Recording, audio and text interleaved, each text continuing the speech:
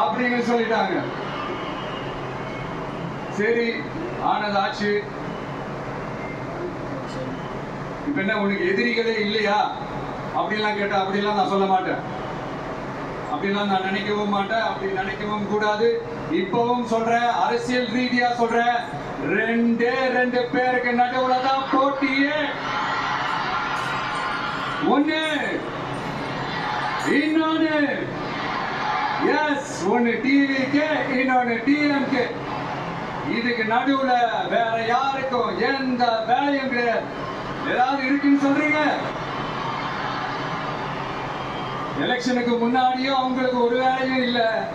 இப்ப எலெக்ஷனுக்கு அப்புறம் சுத்தம். ஆனா இந்த திமுகவும் மற்றும் பலரும் ஒன்னா சேர்ந்துகிட்டு இந்த விஜயோட ஆட்சி வந்துடக்கூடாதுன்னு சொல்லி ஒரு கூத்து ஒண்ணு பண்ணாங்களே அந்த கடைசி 5 நாள். அடாடாடாடா, நமக்கெல்லாம் ஓஹோ இப்படியெல்லாம் கூட நடக்குமோ என்ன கூத்துங்கிறீங்க. ஆனா ஃபியூச்சர் என்னவா இருக்கும்ன்றத மட்டும் இப்ப நான் சொல்றேன். உங்களுக்காக உண்மையா உழைக்க வந்த இந்த விஜயா இல்ல இந்த விஜயோட ஆட்சி அமைஞ்சிட கூடாதுன்னு தடுக்க நினைச்ச ஸ்டாலின் சாரா? அவ்வளவுதான்.